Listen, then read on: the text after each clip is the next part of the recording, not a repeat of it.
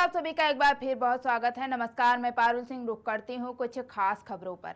खबर मध्य प्रदेश के बालाघाट से है, जहां जातिगत जनगणना को लेकर कांग्रेस नेता राहुल गांधी के स्टैंड के बाद जातिगत जनगणना को लेकर आवाज मुखर होने लगी है। वहीं ओबीसी मंच से जुड़े क्षेत्रीय प्रतिनिधियों और सामाजिक संगठनों के प्रतिनिधियों ने प्रेस वार्ता में ओबीसी की जातिगत जनगणना कराए जाने की मांग भी उठाई है। युवा नेता महेश सहारे ने कहा कि 1931 में ब्रिटिश काल में जातिगत जनगणना हो सकती है, तो स्वतंत्र भारत में जातिगत जनगणना कराने में सरकार क्यों कतरा रही है। उन्होंने कहा कि स्वतंत्र भारत में 2011 में जातिगत जनगणना हुई थी, लेकिन 2014 में देश की सरकार बदलने के बाद इन आंकड़ों को जारी नहीं किया गया है। 1931 में हुई जनगणना में ओबीसी जात के लोगों की संख्या 52% थी, जिसके बाद सभी राज्यों को ओबीसी वर्ग को 27% आरक्षण देने की वकालत की गई है। लेकिन 27% तो नहीं, संविधान के अनुसार 14% आरक्षण भी ओबीसी वर्ग को नहीं मिल रहा है। 1951 से लेकर 2011 तक अनुसूचित जात जनजात की हुई जनगणना में आंकड़े जारी किए गए हैं, लेकिन ओबीसी के आंकड़े जारी नहीं किए गए हैं, जिसके कारण ओबीसी वर्ग को सामाजिक न्याय नहीं मिल पा रहा है। 1901, 1911, 1921 और 1931 में जातिगत जनगणना हुई हमारे देश में, और उस समय ब्रिटिश के गवर्नमेंट थी। उस समय जाति की जनगणना हुई, लेकिन स्वतंत्र भारत में ओबीसी की जाति जनगणना करने से सरकार कतराती आई है। बीच में जाति की जनगणना हुई भी, 2011 में भी जाति की जनगणना हुई, लेकिन 2014 में सरकार बदलने के कारण आंकड़े सार्वजनिक नहीं हो पाए। साथियों, ये बड़े महत्वपूर्ण मुद्दे पर आप लोगों से चर्चा करने के लिए हम लोग यहां पहुंचे हुए हैं। जैसे कि आप सब जानते हैं,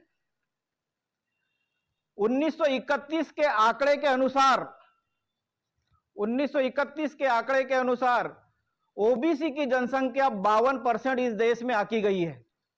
जब 1931 में ब्रिटिश गवर्नमेंट के समय ओबीसी की जनसंख्या 52% थी, तो आज 65% हुई होगी, 60% हुई होगी, 70% हुई होगी। जब तक हमको अपनी जनसंख्या का सही पता नहीं चलेगा, हमारे लिए योजनाएं कैसी बनेगी। प्रेस वार्ता का उद्देश्य तो बता दिए सहारे जी ने। हम मुख्य रूप से चाहते हैं कि ओबीसी की जाति जनगणना होना चाहिए, और बरसों से हमारे बड़े बड़े महापुरुष इस बात को उठाते आ रहे हैं, कहते आ रहे हैं कि ओबीसी की जनगणना होगी, जिसकी जितनी हिस्सेदारी उसकी उतनी, जिसकी जितनी संख्या भारी उसकी उतनी हिस्सेदारी, हर तरीके से जितना ज़्यादा हो सके। आज यहाँ प्रेस कॉन्फ्रेंस हुई है, फिर यहाँ बड़ी बैठक होगी, फिर यही प्रेस कॉन्फ्रेंस और बड़ी बैठक भोपाल में होगी। इसका दायरा बढ़ाएंगे और हर हाल में अपना अधिकार हम लेकर रहेंगे। क्यों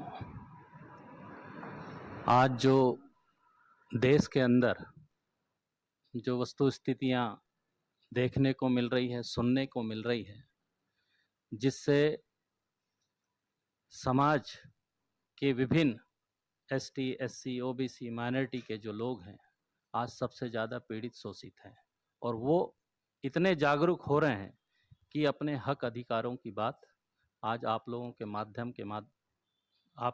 माध्यम से यहाँ प्रेस वार्ता में कह रहे हैं। सभी ने अपने अपने वक्तव्य में, प्रेस में जो जानकारी दी है, ये सत्य घटनाओं पर आधारित है, और सभी को भागीदारी मिलना चाहिए। जिनकी जितनी भागीदारी सुनिश्चित की गई है, वो केंद्र सरकार को और राज्य सरकार को ये भागीदारी सुनिश्चित करनी पड़ेगी। 1901